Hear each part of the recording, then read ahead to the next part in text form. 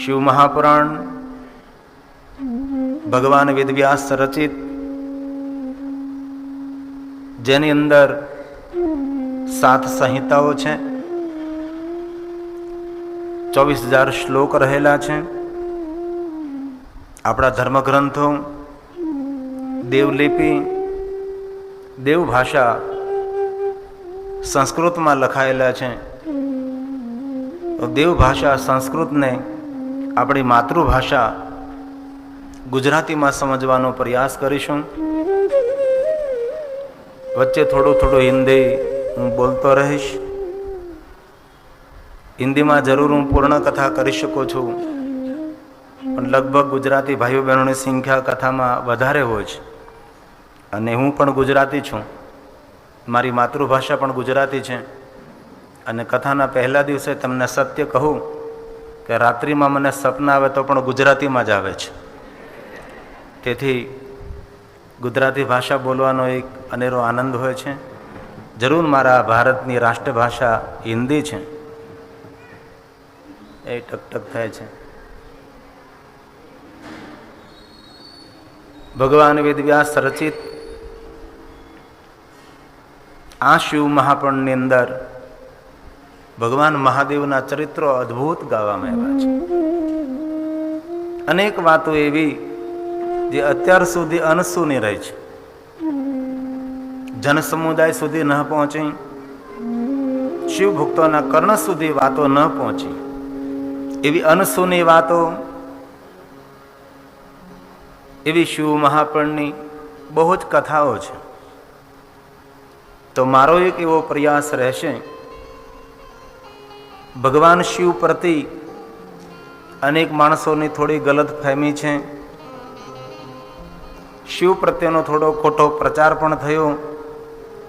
તે શિવજીને લગતા દરેક પ્રશ્નોનો ઉકેલ એ શિવ મહાપુરાણના માધ્યમ દ્વારા આપવાનો એક પ્રયાસ કરીશ. આ ભગવાન વેદવ્યાસ રચિત શિવ મહાપુરાણ સૂત પુરાણજીએ પ્રયાગ તીર્થમાં જઈને અસંખ્ય સંખ્યામાં ઋષિ મુનિઓને આ કથા સંભળાવે છે. પ્રયાગ તીર્થ એટલે જ્યાં ગંગા, માં યમુના, માં સરસ્વતી નિત્ય નિવાસ કરે છે. પ્રયાગ તીર્થ કોઈ સામાન્ય તીર્થ નથી. પ્રયાગ તીર્થને મહાતીર્થનું બિરુદ મળ્યું છે. જેવી રીતે શિવ મહાપુરાણને મહાશબ્દનું બિરુદ મળ્યું છે, જેવી રીતે શિવજીને મહાશબ્દનું બિરુદ મળ્યું છે. એ પ્રયાગ તીર્થમાં સૂત પુરાણજી શિવ મહાપુરાણ કથા અસંખ્ય મહાત્માઓને સંભળાવે છે. તો સૂત કોણ છે? જે ભગવાન વેદવ્યાસના સદ શિષ્ય છે. ભગવાન વ્યાસજીએ શિવ મહાપુરાણ સૂત પુરાણીને ભણાવ્યું છે, અને સૂત પુરાણજી શિવ મહાપુરાણ ભણ્યા છે. અને ત્યારબાદ અસંખ્ય મહાત્માઓને આ કથા સંભળાવે છે. તો આજે કથાનો પહેલો દિવસ, જે તીર્થમાં સૂત પુરાણે જે શિવ મહાપુરાણ કથા ગાવાના છે તે તીર્થ પ્રયાગરાજને યાદ કરીએ. આપણે સૌ જાણીએ છીએ તે રીતે જે તીર્થને યાદ કરીએ એ તીર્થને યાત્રા કરવાનું ફળ પ્રાપ્ત થાય છે. તો શિવ મહાપુરાણ કથાનો પ્રારંભ કરીએ એ પહેલા જો આપણે પ્રયાગ તીર્થને યાદ કરીએ તો પ્રયાગ તીર્થમાં બિરાજમાન થઈને જે શિવ મહાપુરાણ કથા સાંભળવાનું ફળ મળે છે એ જ ફળ કોઈ પણ સ્થાને બેસીને સાંભળવાથી પ્રાપ્ત થાય છે. તો આવો આપણે સૌ ભેગા મળી પ્રયાગ તીર્થને યાદ કરીએ, પ્રયાગ તીર્થની વંદના કરીએ. અને પ્રયાગ તીર્થ બ્રહ્મલોકનો માર્ગ છે, તીर्थों श्रेष्ठ છે, सर्वोपरि છે. भाव से आदर के साथ हम सब साथ में मिलकर प्रयागराज को याद करें, थोड़ा सा गाने का प्रयास करें. धर्म क्षेत्रे महाक्षेत्रे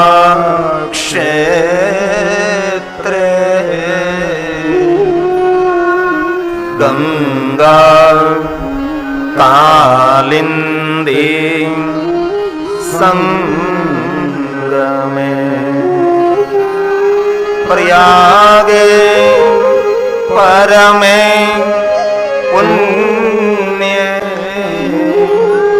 બ્રહ્મ લોકસ્ય વર્તમાને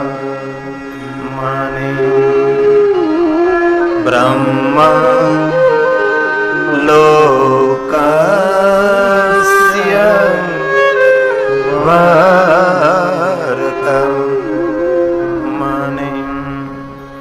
બ્રહ્મલોકના માર્ગ સ્વરૂપ પ્રયાગ તીર્થમાં શિવ મહાપણ કથાનો પ્રારંભ થાય છે. ભગવાન વેદવ્યાસજી શિવ મહાપણ ગ્રંથના પ્રારંભે પ્રથમ શ્લોક, શિવ મહાપણનો પહેલો શ્લોક એક કથા સાંભળનાર શ્રોતાઓના મુખમાં રાખે છે. અને શિવ મહાપણનો પહેલો શ્લોક એ સૂતનું સંબોધન કરે છે અને સૂત પુરાણે જેને શિવ કથા કહેવા માટે પ્રેરિત કરે છે. અને એક એક શ્લોક મહાદેવનું આરાધન છે, એક એક શ્લોક શિવ ઉપાસના છે, એક એક શ્લોક મહાદેવની વંદના છે. આલોક અને પરલોકને પવિત્ર કરનાર, દેવતાઓનું સાનિધ્ય અને મહાદેવનું સાનિધ્ય અપાવનાર શ્રેષ્ઠ એક એક શિવ મહાપણના શ્રેષ્ઠ શ્લોકો છે. તો आओ आदर के साथ, भक्ति के साथ हम सब साथ में मिलकर शिव कथा का प्रारंभ करें भाव से. सूत महाप्रज्ञ सर्व सिद्धांत वेद प्रभो आख्याहि में कथां सारं पुराणानां विशेषतः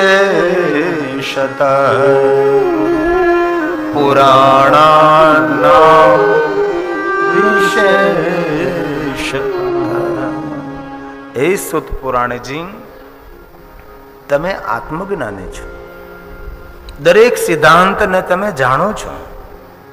એવી રીતે ભગવાન મહાદેવની કથા કહો, આખ્યાન રૂપે કથા કહો, કથાનો સાર કહો. અનેક વિનંતી તો સહી શિવ મહાપણમાં જે કહ્યું છે એ કહેવાનો પ્રયાસ કરો. પુરાણ નામ વિશેષતા. અમારે પુરાણોની કથા સાંભળવી છે, અમારે ધર્મ પુરાણની કથાનું શ્રવણ કરવું છે. આપ અમને ભગવાન મહાદેવની કથા કહો, એવી કથા આપ અમને સંભળાવો. અમારા જીવનમાં સદાચારની વૃદ્ધિ થાય, અમારા જીવનમાં સદભક્તિ પ્રવેશ કરે, અમારા સૌના વિવેકમાં વૃદ્ધિ થાય. ડાયા માણસોએ, સજ્જન માણસોએ, પવિત્ર માણસોએ શું કરવું જોઈએ તેનો નિર્ણય આપવા. શિવ મહાપણના બીજા શ્લોકની અંદર સુંદર માગણી કરે છે, માગ્યું છે. શું સાંભળવું છે, શું જોઈએ છે, કેવી વસ્તુ મારે પ્રાપ્ત કરવી છે, માગણી કરે છે. શિવ મહાપણના બીજા શ્લોકની અંદર ભાવ છે સદાચાર સદભક્તિ. પેલી માગણી શિવ પુરાણની સદાચાર. આ શિવ મહાપણનો પહેલો શબ્દ છે. આ સદાચારની માંગણી શા માટે કરી ભાઈ? તો મહાત્માઓ એમ કહે છે, જીવનની સફળતાનું બીજ, સુખનું બીજ, શાંતિનું બીજ અને પ્રતિષ્ઠાનું કોઈ બીજ હોય તો સદાચાર જ હોઈ શકે છે. પહેલી માંગણી સદાચાર, બીજી માંગણી સદભક્તિ. અહીંયા ભક્તિની માંગણી નથી કરી, કારણ કે મહાત્માઓ જે કથા સાંભળે છે, હવે એમનામાં ભક્તિ હોય તો જ કથામાં આવે ને.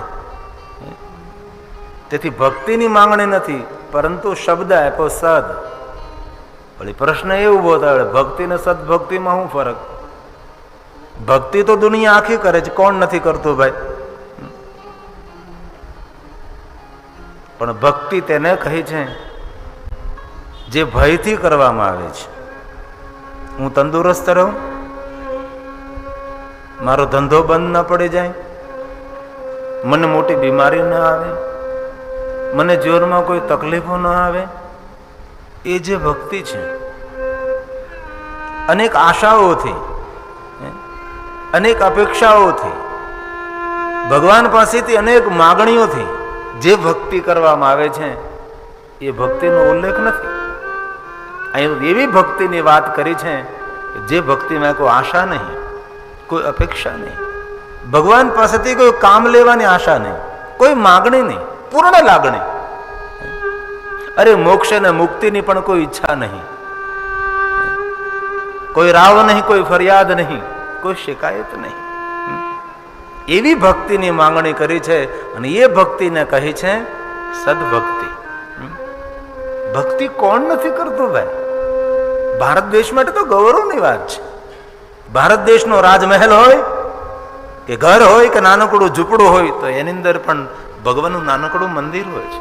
ભગવાનને દીવો થાય છે, ભગવાનને અગરબત્તી થાય છે, ભગવાનના બે નામ લેવાય, માતાજીનો ફોટો હોય, ભગવાનનો ફોટો હોય. આપણા હિન્દુ માણસોને ક્યાં ઘરની અંદર ભગવાનનું મંદિર? ભક્તિ કોણ નથી કરતું? ભક્તિ દુનિયા આખી કરે છે, પણ કરે છે જરૂર, પણ કોઈ આશા માટે, કોઈ લેવા માટે, કોઈ માગણી માટે, અથવા કોઈ ભયથી. બહુ જૂજ, બહુ ઓછા માણસ એવા હોય, એકાદો જણ તો આપણને શોધી દો કે જેને ભગવાન પાસે કાંઈ માગ્યું જ ન હોય. એવો એકાદો ભક્ત તો શોધો તમે કે ભગવાન પાસેથી કોઈ માગણી જ ન કર્યું. અરે મોક્ષ અને મુક્તિની પણ જે માગણી ન કરે એવી ભક્તિને સદભક્તિ કહે છે. અને આપણે આપણી જાતને પૂછીએ, ભગવાન પાસે આપણે કેટલું માગીએ છીએ? અરે ભગવાન પાસે માગીએ એટલી વાત પૂરી નથી થતી, આપણે ભગવાનને કેટલી ફરિયાદો કરીએ છીએ, ભગવાનને આગળ કેટલી નારાજગી વ્યક્ત કરીએ છીએ. આપણી જાતને આપણે પૂછીએ કે ભગવાન આગળ કેટલી માંગણી કરીએ છીએ, ભગવાનને કેટલી ફરિયાદો કરીએ છીએ. આપણે ભગવાનનું આપણું સામાન્ય કામ કેટલું સિંધતા રહીએ છીએ. ભગવાન તો આમ કરજે, ભગવાન તો આમ કરજે, ભગવાન તો આમ કરજે. કેટલું કેટલું ભગવાનને આપણે કામ. અરે આપણા કહ્યું કરેલું આપણા ઘરમાં માણસ કામ કરતો એ પણ નથી કરતો, તો ભગવાનને કેટલા કામો આપણે સિંધતા રહીએ છીએ. એ ભક્તિની વાત નથી, અહીં તો સદભક્તિની વાત છે. કોઈ રાવ નહીં, કોઈ ફરિયાદ નહીં, કોઈ આશા નહીં, કોઈ અપેક્ષા નહીં, બિન શરતી શરણાગતિ. એવી ભક્તિને કહે છે સદભક્તિ.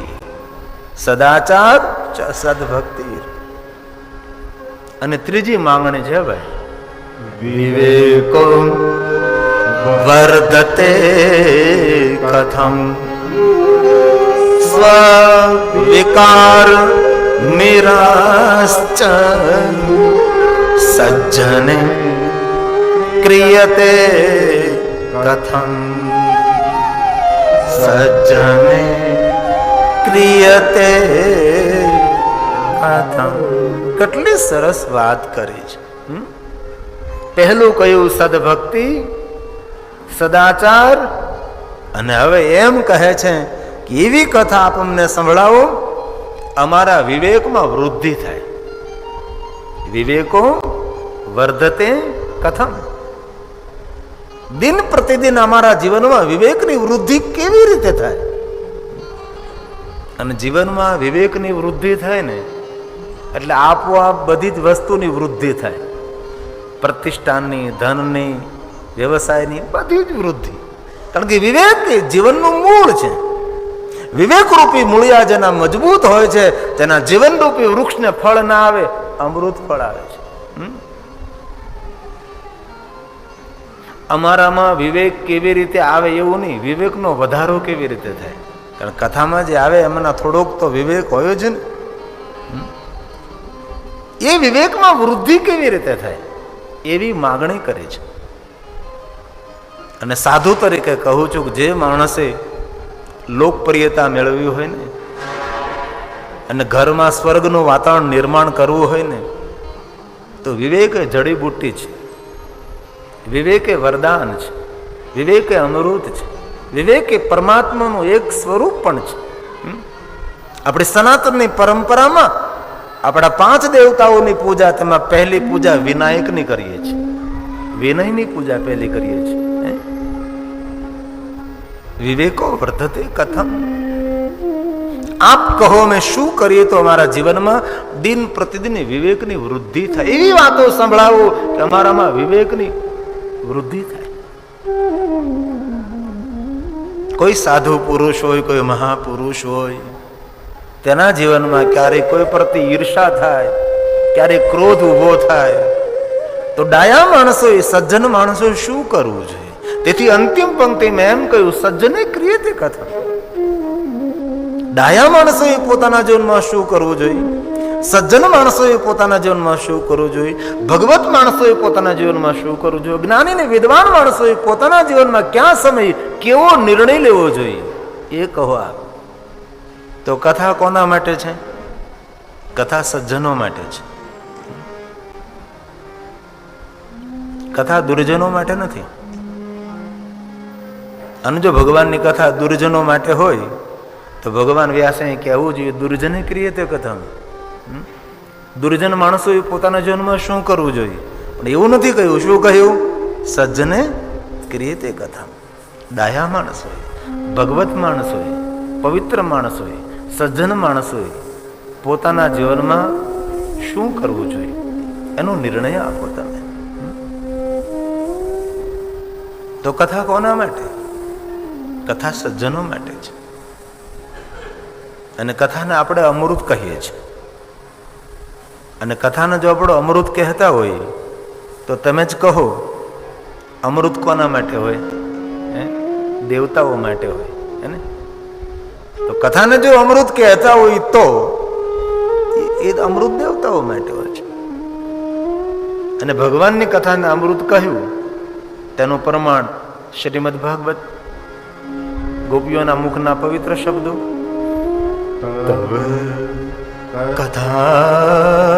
કથામૃતમ. એ પરમાત્મા આપનો મહિમા અમૃત છે, એ પ્રમાણ છે. તેની સામે પુષ્પદંત શું કહે? મધુસ્ફિતા વાચ પરમામૃતમ નિર્મિતવત. પુષ્પદંત મહારાજ એમ કહે કે તમારો મહિમા મધ જેવો મધુર છે. આગળ એમ કહ્યું કે તમારો મહિમા અમૃત તુલ્ય છે. અને ફરી પાછું એવું પણ કહ્યું, અમૃત કરતા પણ શ્રેષ્ઠ છે. આ જગતમાં એક પણ વસ્તુ તમે ઉત્પન્ન નથી કરી કે તમારા મહિમાને, તમારી કથાને તેની સાથે સરખાવી શકાય, ઉપમા આપી શકાય. નિર્મિત હતા. પુષ્પદંત એમ કહે, આપનો મહિમા મધ સમાન, આપનો મહિમા અમૃત સમાન, અમૃત કરતા શ્રેષ્ઠ. અરે ઉપમા રહી. તેની સામે બ્રહ્માજી શિવ મહાપુરાણમાં એમ કહે, શિવેતિ નામ પિયુષ વર્ષા ધારા પરિલુપ્તા. મહાદેવ, તમારી મહિમાની વાત ક્યાં કરીએ? તમારું નામ માત્ર અમૃતનો વરસાદ છે. કથા તો 2 નંબર ઉપર વાત રહી, પણ પહેલા નંબર ઉપર તો પરમાત્મા, તમારું નામ જ અમૃતનો વરસાદ. અને કેવો વરસાદ? જે બંધ ન થાય, ખાલી ન થાય. ચોમાસા જેવો વરસાદ નહીં કે વાદળાઓની તાકાત અને બળ અને જોર હોય ત્યાં સુધી વરસાદ પડે નહીં. અવિરત વરસતો વરસાદ તમારું નામ માત્ર છે. મધુસ્ફિતા વાચ પરમ મમૃતમ નિર્મિતવત. મમત વેતામ વાણી ગુણ કથન પૂર્ણ ભવતા. આ પુષ્પદંતની આ પંક્તિ બહુ સરસ છે. પુષ્પદંતે ભગવાન મહાદેવજીને એમ કહ્યું કે મહાદેવજી, હું તમારો મહિમા તેટલા માટે ગાઉં છું કે મને પુણ્ય મળે, મારું મંગલ થાય, મારું કલ્યાણ થાય. મમત વેતામ વાણી ગુણ કથન પૂર્ણ ભવતા. આ ભુવનમાં મને પુણ્ય મળે, મારું સુખ થાય, મારું સારું થાય, મારું મંગલ થાય. કથા કોના માટે સાંભળવી? ભગવાન માટે. ઘણા માણસો બોલતા હોય કે ભગવાન માટે કથા સાંભળવી જોઈએ. બેસતો સાનો મનો, ભગવાન માટે કથા ભલામણ. કથા ભગવાન માટે નથી, કથા આપણા માટે છે. ભગવાન માટે કથા સાંભળવી જોઈએ. પુષ્પદંતે જાહેર કરી દીધું, હું તમારો મહિમા તેટલા માટે ગાઉં છું કે મને પુણ્ય મળે. અને ગોપીઓએ તેની સામે જવાબ આપી દીધો કે હું એટલા માટે તમારો મહિમા સાંભળું છું કે મારું મારા પરિવારનું મંગલ થાય. આ પ્રમાણ છે. શ્રવણ મંગલમ, તમારો મહિમા તમારી કથા તેટલા માટે હું શ્રવણ કરું છું કે મારું મંગલ થાય. અને બહુ સાધુ તરીકે હૃદયથી કહું છું કે જે માણસો ભગવાનની કથાનું શ્રવણ કરે છે ને એમનું તો મંગલ થાય, પણ એના આખા પરિવારનું મંગલ થાય છે. આ ધરતીનો મોટામાં મોટો કોઈ ભાગ્યવાન જીવ હોય ને તો જેને કથા સાંભળવાની આદત છે એ મોટામાં મોટો ભાગ્યવાન છે. ભલે આપણે માનતા હોય કોઈને મોટો રાજમહેલ મળી ગયો, કોઈને મોટું ધન મળી ગયું, કોઈને ઘણા સંતાનો મળી ગયા, કોઈને મોટી પ્રતિષ્ઠા મળી ગઈ, કોઈને મોટું પદ મળી ગયું, પદવી મળી ગઈ. નહીં, આ પૃથ્વીનો આ ધરતીનો કોઈ ભાગ્યવાન જીવ જો હોય તો એક જ હોઈ શકે. શ્રવણ પ્રીતિ લાલ સાહા, ભગવાનની કથા સાંભળવામાં જેની પ્રીતિ છે, ભગવાનની કથામાં જેનો લગાવ છે, એ ધરતીનો ભાગ્યવાન જીવ છે. અરે ભાગ્યવાન નહીં, શબ્દ નાનો પડે છે, મહાભાગ્યવાન છે. જે જીવને કથા સાંભળવામાં પ્રીતિ છે. તો ભગવાનની કથા કોના માટે છે? સજ્જનો માટે છે, ડાયા માણસો માટે છે, વિદ્વાન માણસો માટે છે, જ્ઞાની માણસો માટે છે. અંતે એમ કહ્યું કે ભગવાનની કથા તેના જ માટે હોઈ શકે જે ભગવાનનો કૃપા પાત્ર હોય. પરમાત્માનો જે કૃપા પાત્ર હોય એને જ અવસરની પ્રાપ્તિ થાય. બાકી કોને ભાઈ? બહુ જૂજ, બહુ ઓછા માણસો. અને હું તમને કહું, પવિત્ર શ્રાવણ માસ અને સોમનાથ મહાદેવનું સાનિધ્ય અને મહાદેવની કથા કોઈ ચૂકે? અને આવા અવસર વારંવાર થોડા ભલામણા મળતા હોય છે. તેથી તમને સારું લગાડવા માટે નહીં, પણ તમે આજે જેટલા ભાઈઓ બહેનો વડીલો કથામાં છો ને એ ભગવાન શંકરની પસંદગી પામેલા આત્માઓ છે. તેથી આપની ઉપસ્થિતિ અહીં છે. બાકી ભલામણ કોને અવસર મળ્યા? આ અવસર કોને મળ્યા?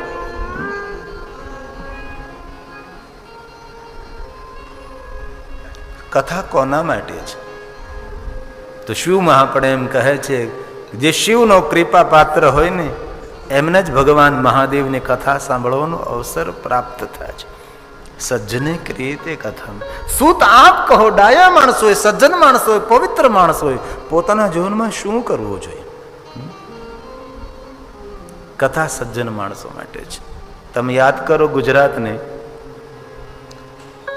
માં ગંગા સતીએ પાનબાઈને જરા જ્ઞાનની વાતો કરી, ઘણું બધું ભણાવ્યું અને ઘણું બધું કહ્યું.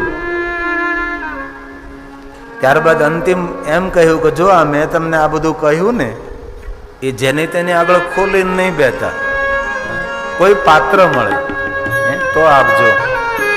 કોને અપાય આ બધું? ભાઈ, આ માં ગંગા સતીનો પ્રસાદ છે.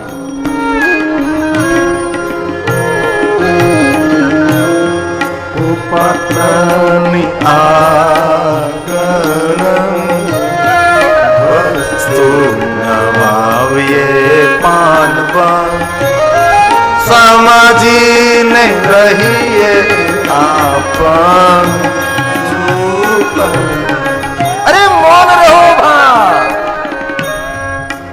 અજ્ઞાની માણસો એકઠા થયા હોય, દુર્જન માણસો ભેગા થયા હોય, મૌન રહો. મૌન એ સાધના છે, મૌન એ અમૃત છે, બોલવું એ ઝેર છે, બોલવું એ વિખવાદ છે, પણ મૌન એ સમાધાન છે. તમે જો જ્યાં સુધી માણસ બોલે નહીં ત્યાં સુધી તેને ઓળખી ન શકો. આપણને બોલ્યા પછી તેની ઓળખાણ થાય છે. મનનો કોઈ શ્વાસ હોય તો વિચાર છે ને વિચારનું કોઈ વાંગમય સ્વરૂપ હોય તો એ વાણી છે. મુખમાંથી શું નીકળે? જે મનના તરંગો પર ઘટના ચાલતી હોય જ નીકળવાની ને. અંદર પડ્યું એ મુખમાંથી બહાર નીકળે છે. ઓછું બોલો, જાજુ સાંભળો. ઓછું બોલવા માટે એક મુખ આપ્યું છે, જાજુ સાંભળવા માટે બે કાન આપ્યા છે. તો પણ માણસ ઓછું સાંભળે છે અને વધારે બોલે છે. માં ગંગા સતીનો સુંદર પ્રસાદ છે.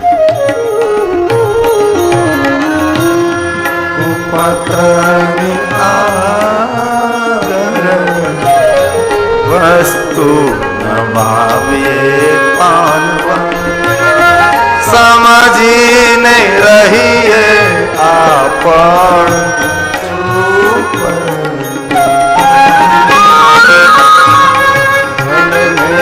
આવીને ધનનો ઢગલો કરે જોને ભલે ને આવીને ધનનો ઢગલો કરે જોને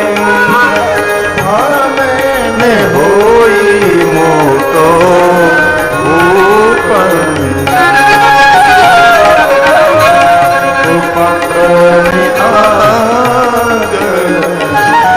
વસ્તુ નભાવીએ પાન પણ સમજીને રહીએ આપણ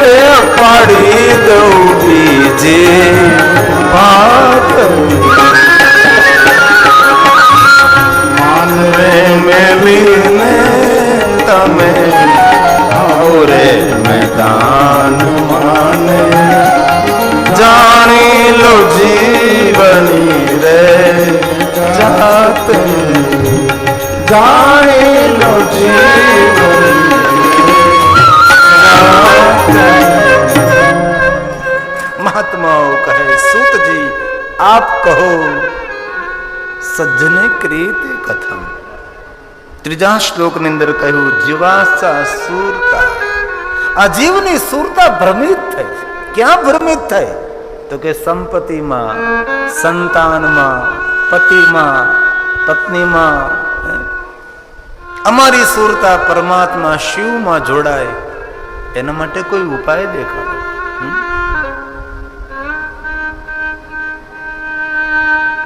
મહાત્માઓ કહે સુત ઘોરે કલા વિહમ પ્રાયો. હર કલયુગની અંદર અમારા સૌની સુરતા ભ્રમિત થઈ છે. કેવી રીતે ભ્રમિત થઈ છે? પૂછો આપણી જાતને, આપણી સુરતા ક્યાં લાગેલી છે? અરે 3 કલાક માટે તો પૂછો. 3 કલાક તો આપણું શરીર કથામાં હોય, બાકી આપણે નથી હોતા. આપણી સુરતા તો ક્યાંય રમતી હોય છે. કોઈ જગ્યાએ તો નહીં, પણ મોબાઈલમાં તો જરૂર. આપણને તો, મને તો એ પ્રશ્ન છે, આ લોકો મોબાઈલમાં હું ગોતે જ કાંઈ ખબર નથી પડતી. જે દુનિયામાં ગોતી નથી શકતો એ માણસ મોબાઈલમાં શોધ્યા કરે છે. મહાત્માઓએ એમ કહ્યું કે અમારી સુરતા ઈશ્વરમાં કેવી રીતે જોડાય, એના માટે કોઈ ઉપાય. અને શિવપુરાણના 4થા શ્લોકની અંદર માગણી કરી છે, યદસ્તિ વસ્તુ પરમમ. પરમ વસ્તુ કોણ છે? શ્રેષ્ઠથી પણ શ્રેષ્ઠ કોણ છે? જગતને પાવન કરનાર, પતિતોને પાવન કરનાર કોણ છે? અને શિવપુરાણનો 5મો શ્લોક, શિવ પ્રાપ્તિર ભવેત. એવી કથા આપ અમને સંભળાવો કે વર્તમાન યુગની અંદર અમને સૌને શિવની પ્રાપ્તિ કેવી રીતે થાય, ઉપાય દેખાડો. હવે શિવપુરાણનો 6થો શ્લોક, જે કથા કહેવાના છે સૂત પુરાણીજી, એ હવે બોલે છે. અને જે કથા સાંભળનાર શ્રોતાજનો છે ને, એમને ધન્યતા આપે છે, એમને પ્રણામ કરે છે. વક્તા શ્રોતાને પ્રણામ કરે છે. સુનિએ જરા. ધન્યસ્તવમ મુનિ શાર્દુલ. હે મહાત્માઓ, તમે સૌ ધન્ય છો. તમારા સૌનું સ્તવન કરું છું. હે શાર્દુલ. શાર્દુલ એટલે સામર્થવાન. હું તમને ધન્યતા શા માટે આપું છું? શ્રવણ પ્રીતિ લાલસા. ભગવાનની કથા સાંભળવામાં તમારી જે પ્રીતિ છે, તેથી હું તમને ધન્યતા આપું છું. તમે સારા કપડાં પહેરીને આવ્યા એટલે નહીં, તમે મોટા ઘરના છો એટલે નહીં, તમને મોટું પદ મળ્યું તેટલી નહીં, તમને સમાજમાં મોટી પ્રતિષ્ઠા મળે છે તેથી હું તમને કોઈને ધન્યતા આપતો નથી. ધન્યતા તેટલા માટે આપું છું કે તમને ભગવાનની કથા સાંભળવામાં પ્રીતિ છે. શ્રવણ પ્રીતિ લાલસા. મહાત્માઓ, આપે મને પ્રથમ એમ કહ્યું પુરાણ નામ વિશેષતઃ. આ પુરાણોમાં જે કહ્યું છે કહેવાનો પ્રયાસ કરો. પણ હું તમને વચન આપું છું, જે કાંઈ બોલીશ, જે કાંઈ કહીશ, એ સિદ્ધાંત સાથે કહીશ. એવી કોઈ કલ્પિત વાત, એવી કોઈ ઉપજાવી કાઢેલી વાત હું તમને નહીં કહું. જે બોલીશ, જે કહીશ, એ સિદ્ધાંત સાથે કહીશ. અને એવી જ વાત હું તમને સંભળાવીશ કે તમારી ભક્તિમાં વૃદ્ધિ થાય. આપણા હૃદયમાં જે ભક્તિ છે એ ભક્તિમાં વધારો થાય. એ કથા હું તમને કહીશ. વક્તા શ્રોતા સાથે બંધારણ કરે છે. પહેલા શ્લોકમાં કહ્યું ને કે અમારે શું સાંભળવું છે? પુરાણ નામ વિશેષતા. આ પુરાણોમાં જે કહ્યું છે એવું અમારે સાંભળવું છે. અમે લોકોમાં આગળની આમ કથા કરીને આવીએ ને તો ઘણા માણસો કથામાં આમ લખીને મોકલાવે કે તમે આ આટલા દિવસથી કથા કરો છો પણ તમે સાસુઓની વાત જ ન કરી. પછી હું એમને કહ્યું કે મેં કીધું સાસુ ઉપર હું બોલું તો યુગોથી એ લોકોનો વેર હાલ્યો આવે છે, કાંઈ સુધરવાની છે? તો એના આપણે શા માટે બોલવું જોઈએ? આપણે કાંઈ કારણ વગર. તેથી અહીં કહ્યું પુરાણ નામ વિશેષતા. પુરાણોમાં જે કહ્યું કહેવાનો પ્રયાસ કરો. અને હવે સૂત વચન આપે છે, જે કાંઈ બોલીશ, જે કહીશ, એ સિદ્ધાંતો સાથે હું બોલીશ. આ વક્તા બોલે છે. સર્વ સિદ્ધાંત નિષ્પન્નમ. એવું તું બોલીશ કે જે મારી પાસે સિદ્ધાંત હોય. આધાર વગરનો બોલાય, આધાર વગરની વાત કરાય નહીં. અને એવી જ હું તમને કથા સંભળાવીશ. ભક્ત્યાદિ વિવર્ધનમ. તમારા હૃદયમાં મહાદેવની ભક્તિની વૃદ્ધિ થાય. શિવ દોષકરમ દિવ્યમ શૃણુ વત્સ રસાયણ. મહાદેવને સંતોષ થાય, શંકર રાજી થાય, એ રીતે હું તમને કથા કહીશ. કાલ વ્યાલ મહાત્રાસ શિવપર્ણમ પરમમ શિવનોક્તમ પુરા મુને. મહાદેવના મુખમાંથી પ્રગટ થયેલા શિવ મહાપુરાણ. હળાહળ કલયુગની અંદર માનવ ભ્રમિત થયો છે ત્યારે, કલયુગ રૂપી સર્પ જ્યારે ત્રાસ આપી રહ્યું છે ત્યારે એ ત્રાસ અને મહાત્રાસમાંથી છોડાવનારા શિવ મહાપુરાણ શ્રેષ્ઠ ગ્રંથ જે મહાદેવના મુખમાંથી જેનું પ્રાગટ્ય થયું છે. શિવકથા પ્રથમ કોને કહે ભાઈ? શંકર ભગવાને કહે છે. મહાદેવજી કોને કથા કહી? ભવાનીને કથા કહી. પછી ભવાનીએ મહાદેવના મુખેથી શિવ મહાપણ કથાનું શ્રવણ કર્યું, પણ અન્ય કોઈને કહી કે ન કહી તેનું કોઈ પ્રમાણ ન મળ્યું. પરંતુ મહાદેવજી જ્યારે ભવાનીને કથા કહેતા હતા ત્યારે ભગવાન મહાદેવના ગણ, મહાદેવના એક અવતાર જેમનું નામ નંદિકેશ્વર ભગવાન છે, એ નંદિકેશ્વર ભગવાને મહાદેવના મુખેથી શિવ કથાનું શ્રવણ કરી મંદરાચલ પર્વત ઉપર જઈ સનત કુમારોને મહાદેવની કથા સંભળાવી. અને તે સનત કુમારોએ હિમાલય પહાડમાં સરસ્વતીના તટ પર બિરાજમાન મુનિ મહામુનિ ભગવાન વ્યાસજીને કથા સંભળાવી. અને વ્યાસજીએ સૂત પુરાણને કથા ભણાવી. અને એ સૂત પુરાણ જે પ્રયાગ તીર્થમાં કથાનું ગાયન કરે છે, આ કથાનો ક્રમ છે.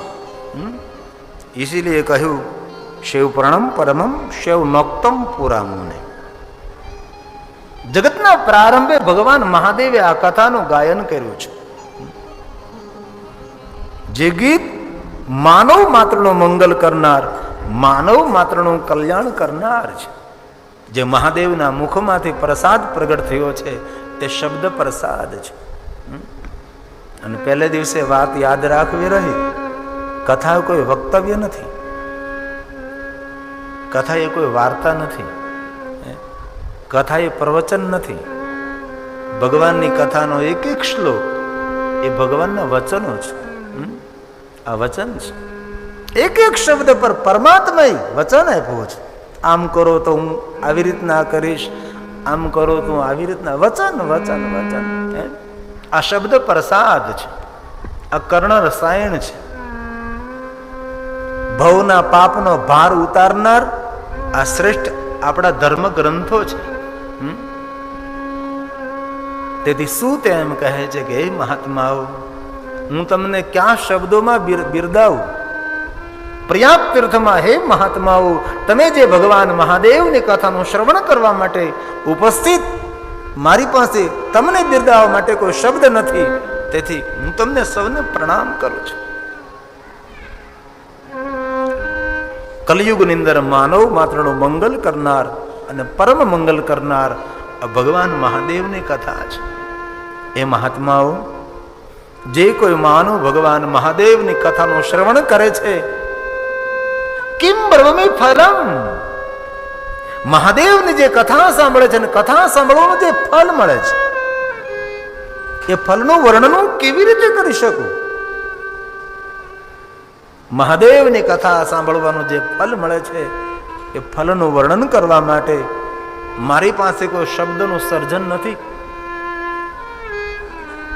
પણ તેટલું જરૂર કહી શકું કે કોઈ માનું રાજસુ યજ્ઞ કરે, અગ્નિષ્ઠોમ યજ્ઞ કરે, એક યજ્ઞ નહીં કરોડો કરોડો યજ્ઞ કરે, અને જે ફલ મળે છે એ કથા શ્રવણ માત્રત, આ મહાદેવની કથા સાંભળવા માત્રથી પ્રાપ્ત થશે. જેટલા જેટલા મહાન મહાન યજ્ઞો છે ને, સર્વ યજ્ઞો કરવાનું ફલ આ કથા સાંભળવા માત્રથી મળે છે. પરંતુ એવું કોઈ જગ્યાએ નથી મેં સાંભળ્યું કે કોઈ મહાન યજ્ઞ કરવાથી કથા સાંભળવાનું ફલ મળે. નથી કોઈ પુરાણમાં સાંભળ્યું, નથી કોઈ વિદ્વાનોના મુખેથી સાંભળ્યું કે આ યજ્ઞ કરો એટલે તમને શિવ કથા સાંભળવાનું ફલ મળી જાય. પણ એવું જરૂર કહ્યું કે આ કથા સાંભળો તો દુનિયાના દરેક યજ્ઞો કરવાનું ફલ પ્રાપ્ત થાય. સૂત બોલ્યા છે, સુનિએ જરા. રાજ સૂયેન યત પુણ્યમ અગ્નિષ્ટમ શતેન ચ પૂર્ણમ લભતે શંભો કથા શ્રવણ માત્રતઃ. કથા શ્રવણ માત્રતઃ. કથા સાંભળવા માત્રથી. તમને બધાને સંભળાય છે ને? આ કે ના કહું સંભળાય છે ને? બસ સંભળાવવું જોઈએ, સમજાય ને કાંઈ નહીં, સંભળાવવું જોઈએ. કથા શ્રવણ માત્રતઃ.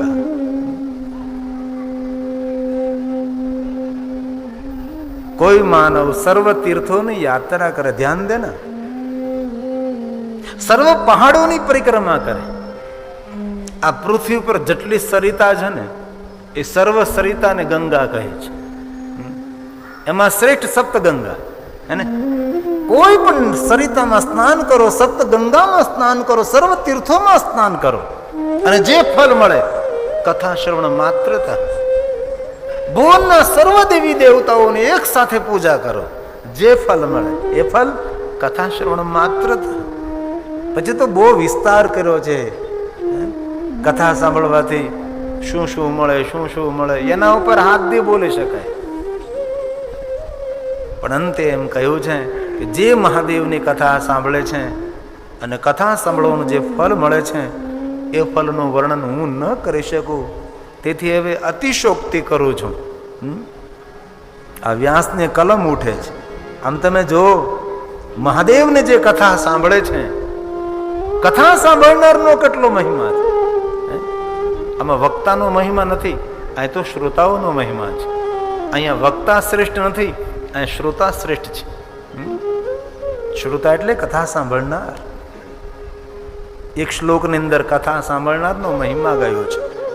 ભગવાન વ્યાસ બોલે છે, યે શૃણવન્તિ મુને શૈવ પુરાણં શાસ્ત્ર મત્તમમ તે મનુષ્યાન મંતવ્યા રુદ્ર એવ ન संशय रुद्र एव न संशय. इसमें कोई संशय नहीं. આમ તમે જો આગળના એક પણ શ્લોકમાં સંશય શબ્દ ના આવ્યો.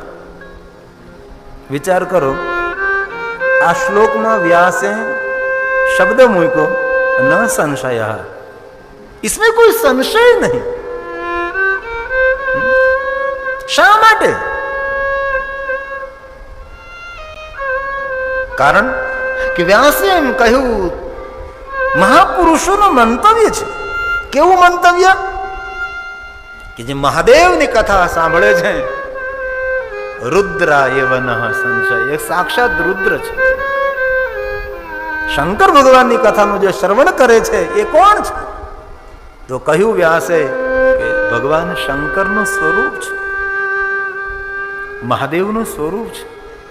તેથી આ કથા સ્થળે જે તમે ભાઈઓ બહેનો વડીલો બિરાજમાન છો ને, તમારા માટે કહ્યું વ્યાસે કે કથા સાંભળનાર એ રુદ્ર છે, એ શંકર છે. તમે જો તો ખરાબ. તમે અમે તો તમારા પૂજારી છીએ.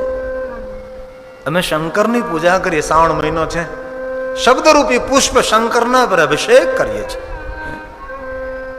કથા એ સાધના, કથા એ અનુષ્ઠાન, કથા એ ઉપાસના, કથા એ વાંગમય પૂજા ભગવાનની છે. તેથી કથા સાંભળનારે એવું ન સમજવું કે મેં કોઈ સામાન્ય છે. હવે શંકરથી ઊંચી કોઈને ઉપમા અપાય? રુદ્રથી ઉપર કોઈને ઉપમા આપી શકાય નહીં. જે મહાદેવની કથાનું શ્રવણ કરે છે એ સાક્ષાત રુદ્ર તુલ્ય છે. અને આગળ એમ કહ્યું કે જે કોઈ માનવ ભગવાન મહાદેવની કથાનું શ્રવણ કરે છે એ માનવનું દર્શન કરવા માત્રથી આ જગતના સર્વ તીર્થોની યાત્રાનું ફળ મળી જાય છે. કોઈ કથા સાંભળતો એ મહાદેવની એમને આપણે દર્શન કરી લઈ, એમનું દર્શન કરવા માત્રથી આપણું મંગલ નહીં પરંતુ પરમ મંગલ થાય છે. એવી ભગવાન મહાદેવની કથા છે. સૂત કહે છે કે હે મહાત્માઓ, મહાદેવની કથા સાંભળવાનું જે ફળ મળે છે એ ફલનું વર્ણન કરવા માટે મારી પાસે કોઈ શબ્દ નથી, પરંતુ તેટલું જરૂર હું બોલી શકું છું કે જે શિવ કથાનું શ્રવણ કરે છે તે માનવ વંદન કરવાને યોગ્ય છે, તે માનવ પ્રણમ્ય છે, તે માનવ પ્રણામ કરવાને યોગ્ય છે, તે માનવ તીર્થનું સ્વરૂપ છે. આવી રીતે ભગવાન મહાદેવની કથા સાંભળવાનો મહિમા ગાયો.